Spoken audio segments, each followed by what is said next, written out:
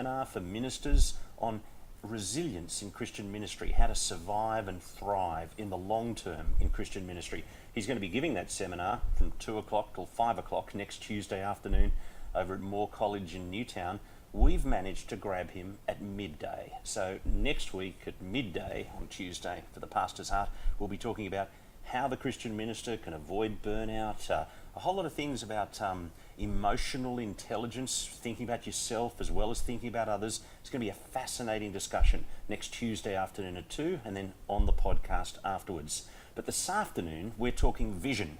And we have two young leaders, very impressive young men, Tim Clemens and Stuart Starr. Tim pastors Grace City Church at Green Square, and Stuart is they're both founding pastors. Stuart's at Oran Park in the southwest of Sydney, New Life Church at Oran Park. And it's great to have you with us, gentlemen. Thanks for having us. Good to be. We're going to talk vision, and I'm keen to learn some of your insights on vision, because both of you have thought lots about it. But before we get to that, the pastor's heart and the complex journey of being a pastor and how God has stretched you and developed and taken you beyond yourself. Why don't we start with you, Tim? Yeah, so for me, honestly, one of the biggest challenges in my journey so far has been the process of planting Grace City. When we started, I was relatively inexperienced, still am, frankly, but I remember one of the first thoughts I had after we started, got up, we'd launched, was, wow, I'm never ever going to critique a senior leader ever again. I honestly just totally underestimated the burden of leadership, how hard it was, how exhausting it was, all the balls in the air. And so for me, part of the journey has actually just been learning to trust in God, rely on God, when a lot of the time I felt out of my depth or not really sure what to do. So it's been a fun journey, but a humbling journey, nonetheless. What about you, Stuart? Oh, well, I could certainly echo Tim's words on that, and I think pray for your leaders. They're flawed and mortal humans, and they would value your encouragement and support. So I think that's fair. I think the other one is thinking through family in ministry, and how you, in my case, I've got 2 kids, how you set your kids on a good path where they're loving Jesus while your work is connected to Jesus as well. And that whole overlap between my responsibility to the family, my responsibility to the church. Absolutely. And so Daddy needs to go to work now is also church, and all those sort of things. And how do I keep fresh and alive with my kids as I pray with them and read the Bible with them? Managing that along with all the things that Tim just talked about, I think is really, that's always a challenge for us. I've just been on holidays, and while I was on holidays, I read, in preparation for this discussion next week, Ed Guthrie's book on resilience in ministry. And there's a big section there about the whole issue of family and church and that crossover. And so I look forward to talking to him about that next week. However, we're going to talk vision, and we've got a number of Facebook comments. I think we might just jump right in. We've got one from Anthony Douglas, and we'll put it up on the screen there. But he says, I confess that the word vision is a turn-off for me. Makes me think of Americans with big smiles and change your life seminars, but that it connotes to me something that is new while we preach a gospel that is old. So the question is, what do you think of this tension, the same old story and needing a new spin to tell it with? Why don't we start with you, Stuart? I mean, do you have to have a vision? Sure. I think I can understand Anthony, and we went to college together, so I understand Anthony. And I understand the frustration that says, isn't this just corporate speak, sort of weaseling its way into our church world? And I think my reflection would be, if you're hung up on the word vision, that's fine. Let the word go. But I think everybody who's a senior leader has a vision. And it's when we're frustrated with how our church is going that we know that we have one. Because somehow the church is short of what you thought it was. Or you definitely had a vision on the day you took the job for what you thought the church would be. And so I think our failure to articulate what it is that's our ideal of our unrealised future to other people is actually a real hindrance. And so whether you call it vision or you call it your passion project or whatever it is, I don't mind. But you have one, and your frustration proves it, and your leadership will be approved if you can articulate it. Would you say also that every person who joins the church has a vision for the church? That's all about expectations. Exactly. Isn't it? Part of the challenge is part of the journey of selling vision and inviting people to be a part of the vision is winning them to a vision, because otherwise if you've got people on board your ship and you're trying to captain them and direct them somewhere else, and you've got people trying to go somewhere else, by definition they're pirates, and so that kind of makes life difficult. And so trying to win people to a direction that you're trying to take people, I think, is part of the journey. And it's obviously going to be different if you're a church plant to if you're working in an established church, because the church planter almost by definition has more freedom, because absolutely. people are joining to come with you, whereas the person who joins an established church doesn't have as much freedom. We've got a question from Matt Stedman, and we'll put that up. He says, great and important topic. My question is, it's related to what we were just saying. Sure. Whose vision is it? The church's or the pastor's? Does it make any difference? Does it change the pronoun use when referring to it? Our vision, my vision, New Life's vision. Yeah, Tim? sure. I suppose in some ways it's probably helpful to recognise that we're talking about a specific kind of vision here. Like in some sense, the Bible gives us the vision to begin with. We make disciples. Make disciples. We're going to heaven. The vision is that one day we'll look more like Christ than we did today. So there's, in some sense, it's the Bible's vision. It's God's vision that He gives us. And yet at the same time, I do think within that spectrum, each individual leader of a church, so I do think the senior leader of a church is called to have, it helps, you need a particular vision for what this community is going to do and where you want to take these people. Because at the end of the day,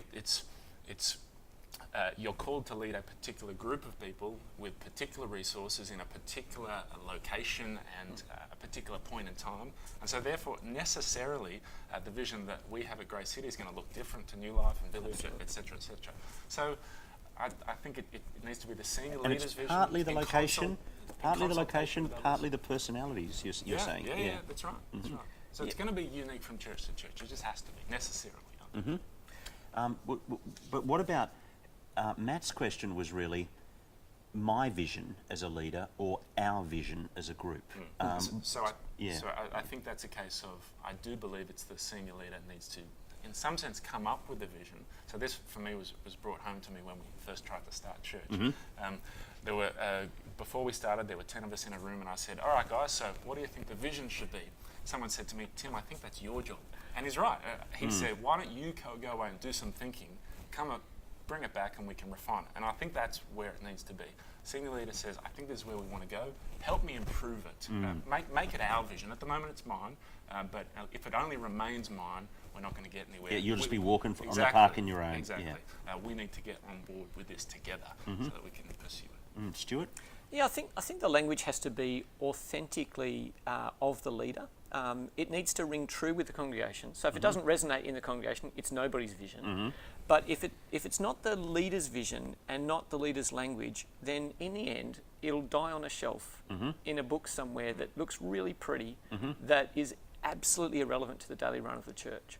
And so I think you'd say it has to resonate in the congregation, but it has to be owned by the lead pastor. And so language and articulation of what the vision is must be from the pastor in a way, though, that is absolutely true to and authentic to what's happening in the congregation. So that tension's a little bit, I probably want to push back on the tension a little bit. But it has to be the lead pastors, because in the end, they'll need to say it and they'll need to lead it. And so if it's not your language, if it sounds odd in your mouth, get rid of it and find something that you love saying to people again and again and again, because you're going to need to. Yeah. I think Craig Hamilton said, you've got to marry your vision. I'm down with that. Yeah, Yeah. good. Now, we'll go to another question from Matt, and he's talked about updating the vision. So how often do you update the vision, Doc? Who, if anyone, ratifies it? Board of Elders, Parish Council? So we've got really two questions. It's the where does it come from question, but then how do you refine it question. So let's keep working on where does it come from and the process of rolling it out. What have you done to roll it out? Yeah. So first of all, I mean, I'm not so much interested in the very first time. No, sure. Because the How do we first keep time it was just you and a cow and a couple of other people in that field at Oran Park. Sure. I'm sorry, I'm not meaning to be derogatory of any person, not at but all. it was just kind of country country fields. You know? Absolutely. So what do we do? So I think the first thing you have to do is it has to be memorable. So the first thing, you have to create it in such a way that it's memorable. First of all, because you need to remember it. And the classic way to know if your vision is being wasted is if you ask the lead pastor, do they know the vision? And they can't articulate it, forget it, the job's done. So first thing, it has to be memorable. Second thing we do is that I speak about it all the time. And so every meeting we have, I say to someone in our group, hey, what's our vision? And then I say, how does what we're doing tonight help us get to seeing new life in Jesus come to every home in Oran Park? Every meeting. Parish council, committee meetings, whatever it is, we always do that. It's up in our foyer. It's the language I use when I do our announcements. Everything flows back through it. So when you say, how do we deploy it? I never put it down.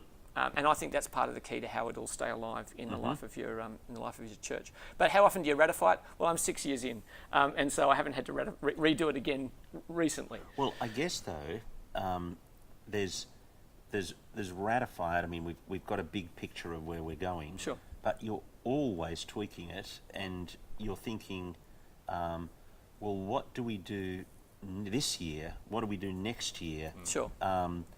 To roll the vision out for more new life to Oran Park. Sure. And so there's going to be, isn't there, a whole process of communicating the 2019 vision steps, do you know? Yeah, sure. Can I jump in? Yeah. Others might disagree with me on this, but I try to limit the particular vision word to, for us, what we want to see in 15 years' time. So it's the distant horizon, it's where we're going. Because I think it's thousands of disciples throughout Sydney and beyond radically committed to the cause of Christ. For us, that's the big, fluffy, vague stuff. I think that's what gets people excited. But at the same time, as we're talking now, people want to know, okay, practically, what does that look like this year? And so we've gone from the 15-year vision, we bring it forward or closer and say, what's the 5-year focus and what's the 1-year goal? And so with that's really helpful language. That's the vision, that's where we're going. But in 5 years, what do we need to do to get us a little bit closer to the vision? And then let's bring it even closer. What's one thing that we need to do in the next 12 months to get us even closer to the focus? And that's how I guess your 5-year focus is, I mean, if I use the management speak, you've got that big, hairy, audacious goal as the fluffy vision, as you called it. But mine's not fluffy, but fair enough. But the focus 5 years is the thing that's just slightly out of our reach, just a little beyond what's humanly possible, but gives us a focus for what we're really trying to achieve. Correct. Now, the way you put it that way, you never revise the big, hairy, audacious goal, but the 5-year thing you'd revise every 5 years. You know, or perhaps more frequently if necessary. And I think you'll know that on a yearly basis.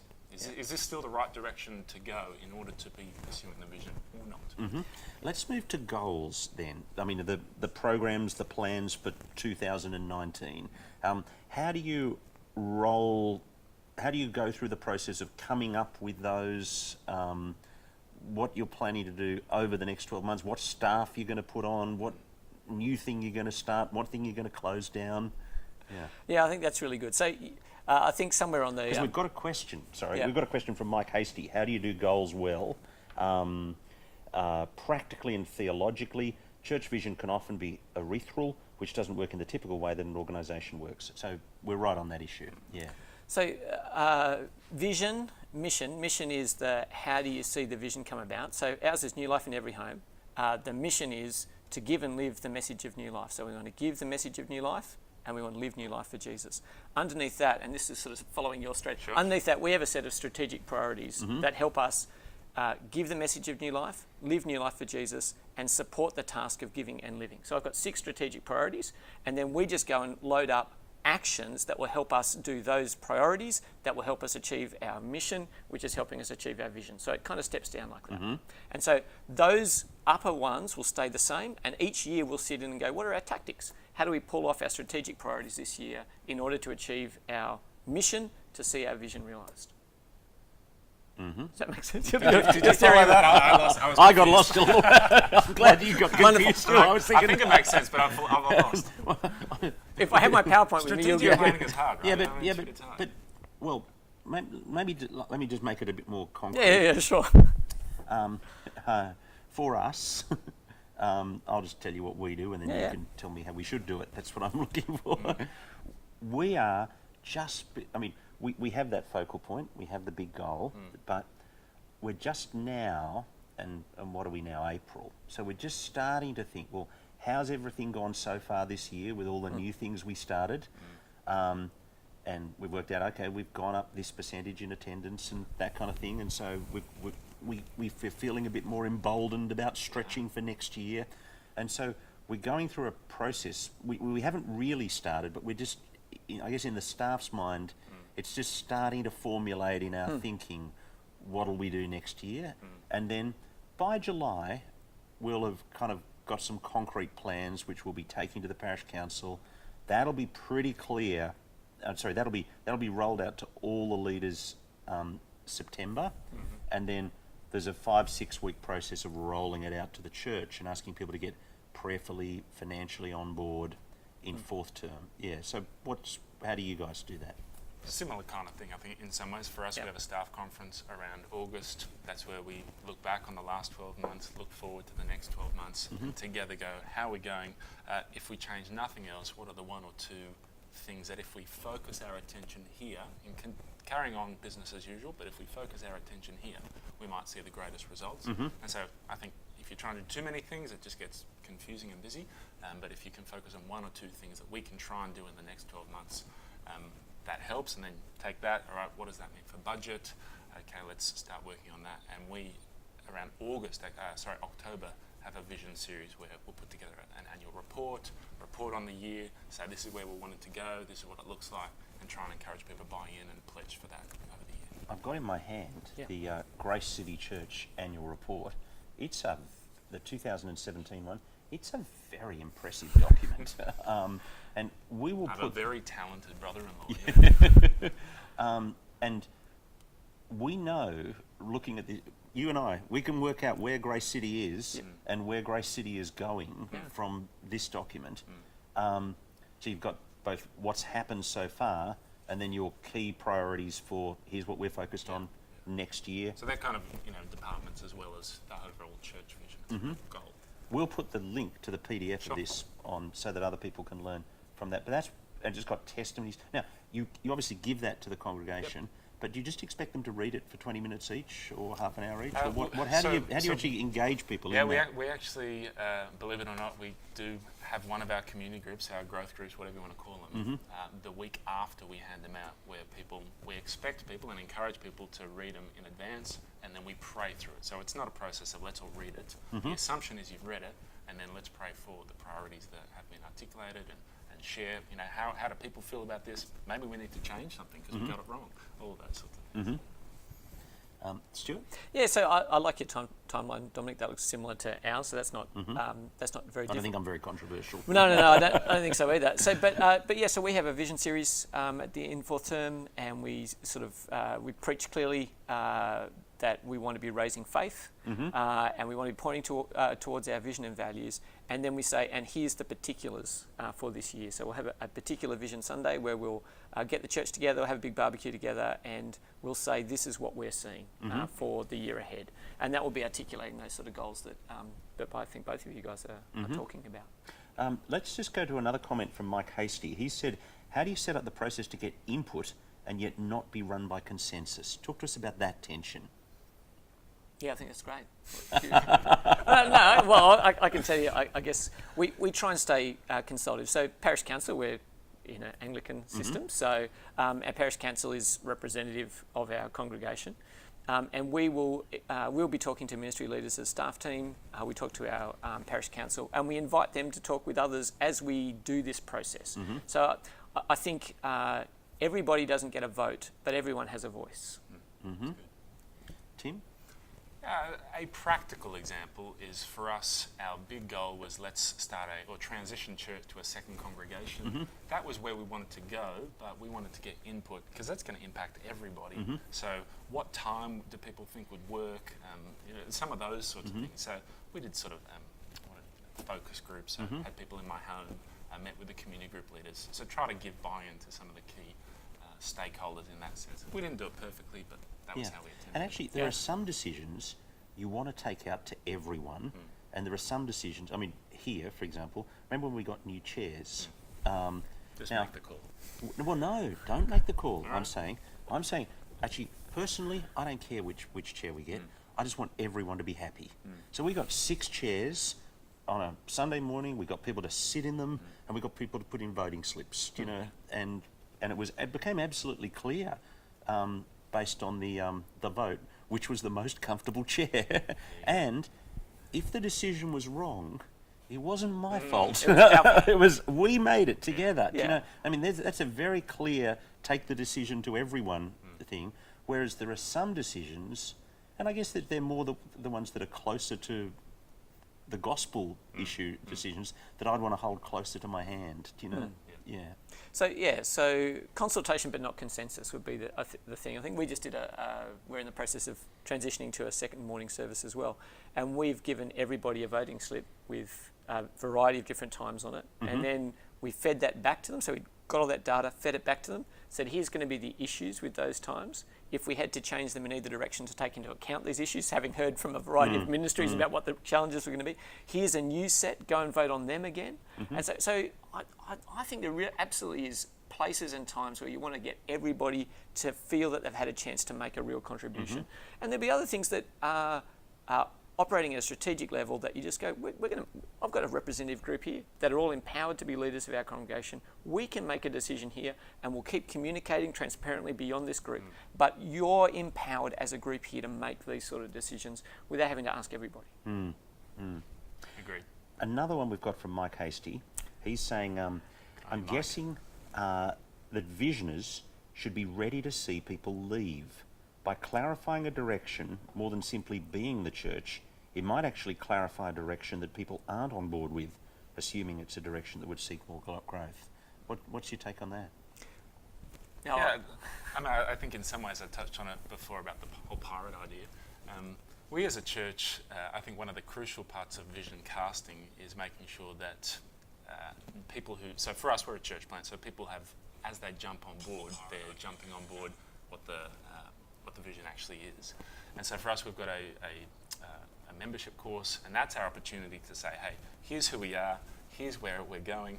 If you're excited by this, then by all means jump on board, help us reach it, grab an oar, let's row together.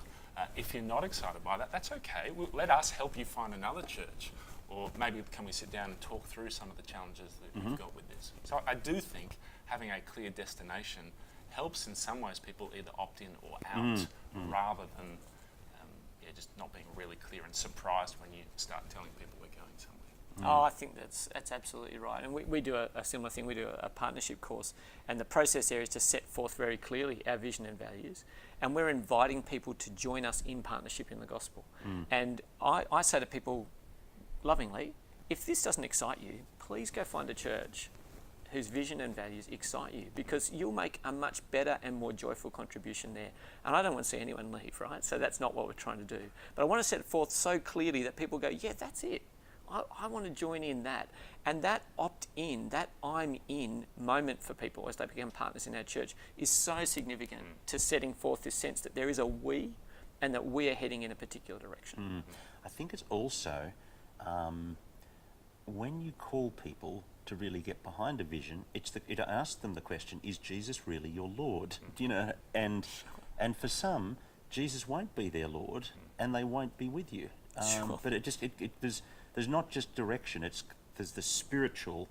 That's really good. Our first week, we articulate very clearly the theological distinctives of our church as well. And so there is a sense in which here's our theology, here's our take on grace, and imagine that, mate. And here's our vision. So it's not bereft of theology, and in fact we want to make that 100% clear so that those who join us know what we're on about theologically. So there isn't a divide between No. things. I just remember when we were building the building here, we were building the building because we thought under God this was the best way to reach the suburb, reach the district, impact the place for Christ. Sure.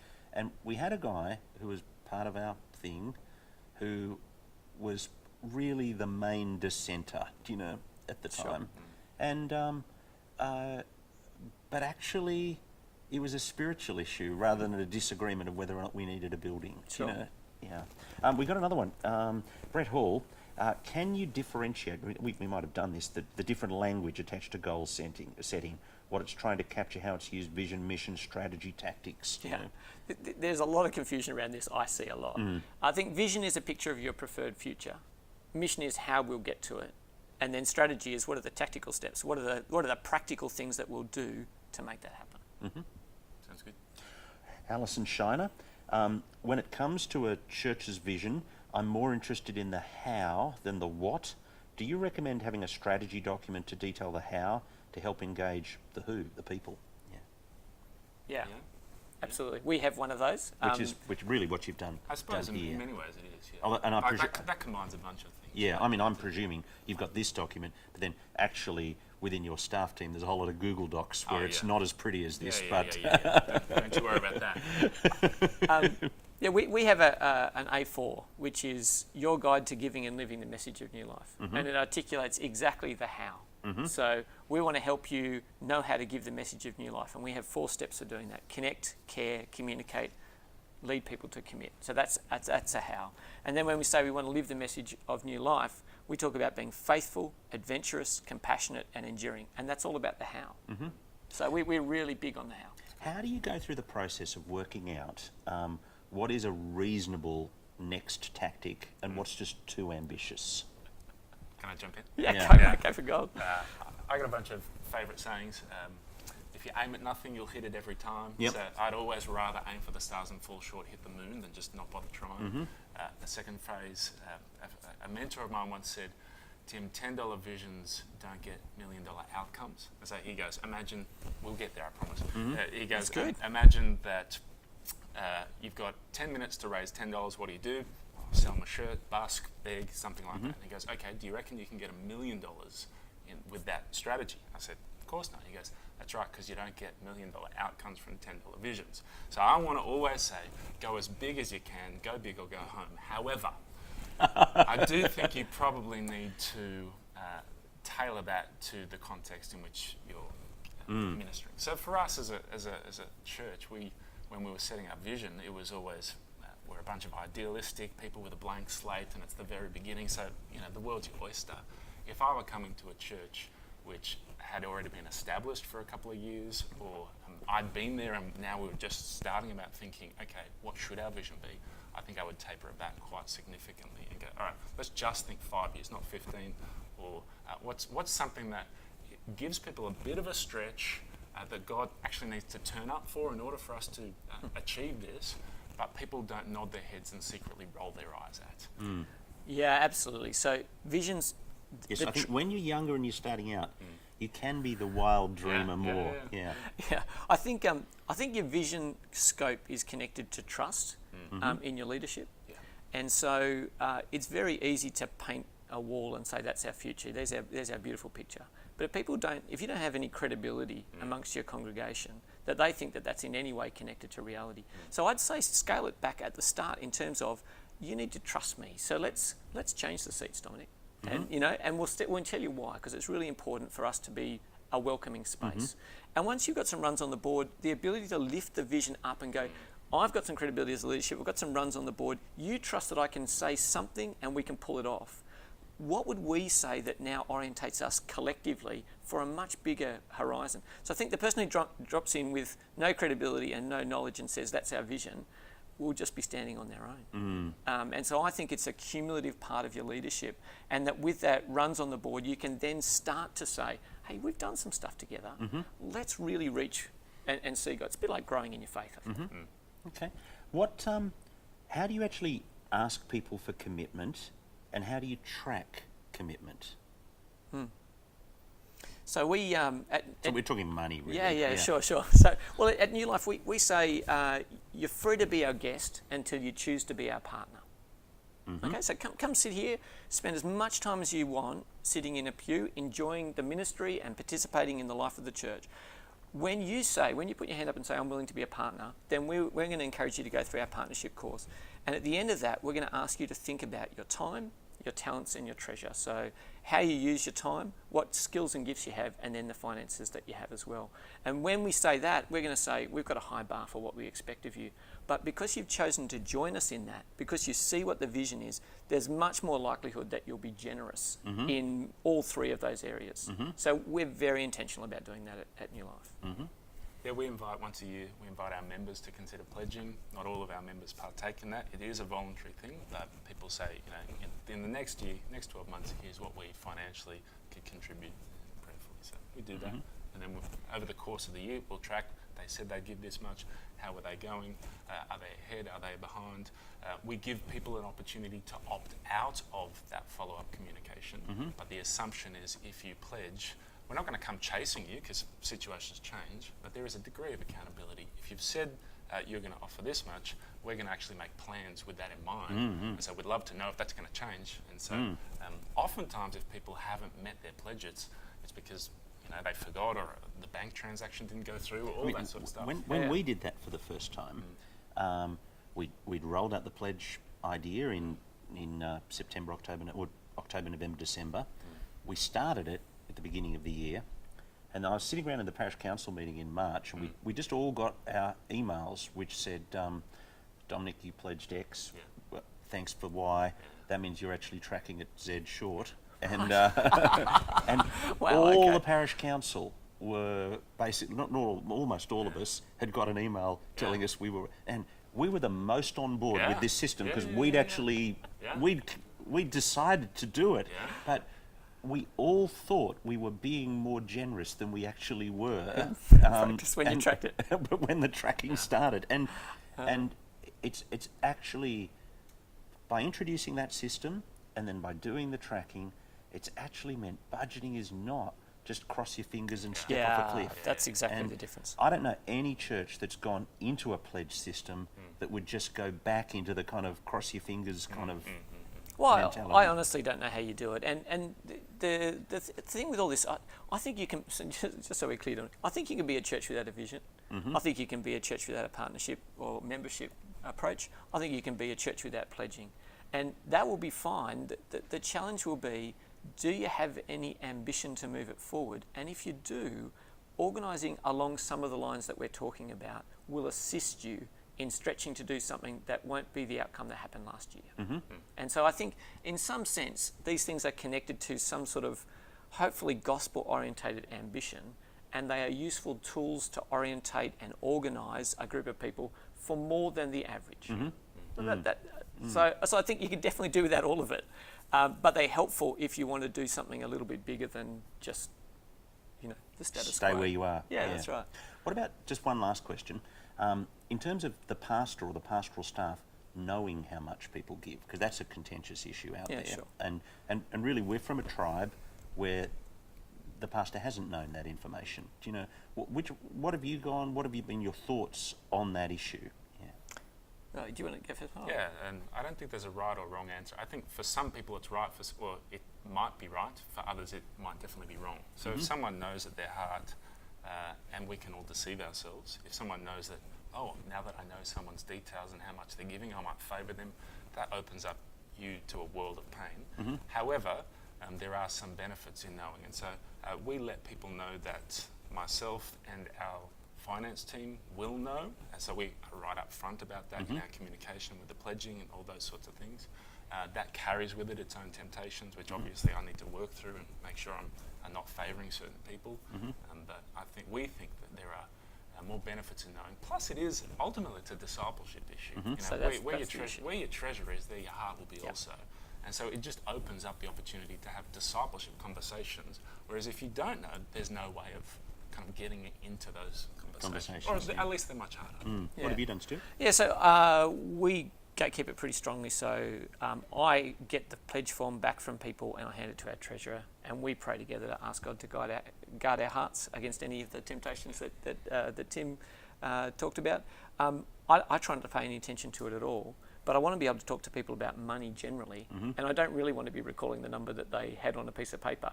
But I want to be talking about money with them because just like their marriage, their money matters, and it is a spiritual issue. And so I think it's odd that, so irrespective, put the piece of paper aside, I want to be able to have a chat to people about money. And I don't think I do it enough, but it is a pastoral area at the end of the day. And so if we've created and corralled and your off... commitment to Jesus in time, I mean, when I look at the people in our church who are the super generous ones, it's actually the ministry trainees who are coming to work for us for peanuts, you know. Yeah. And, I mean, they're giving 70% of a corporate salary by joining our team. Yeah. And so we're explicit every time that the widow's mite is a real thing. And so the actual amount you give is an irrelevancy. You're not trying to please me. It really is between you and God. So there's an absolute discipleship aspect to that. Let that happen. But at the same time, it's structurally so helpful for us to know somewhere on a piece of paper, somewhere in an organisation, what we're roughly expecting to get next year, and to say to you, we want you to know what the number is for yourself so that you can grow in it. And whether it's growing with us at New Life or growing that plus lots of generosity outside the church, go for gold, but we want to see people grow in Christian generosity. Tim, Stuart, thanks very much for joining us this afternoon on The Pastor's Heart. Been my pleasure. My guests this afternoon, Tim Clemens and Stuart Starr. And next week, a reminder, we're having Donald Guthrie join us for a discussion on resilience in ministry, and I do hope that you can join us then.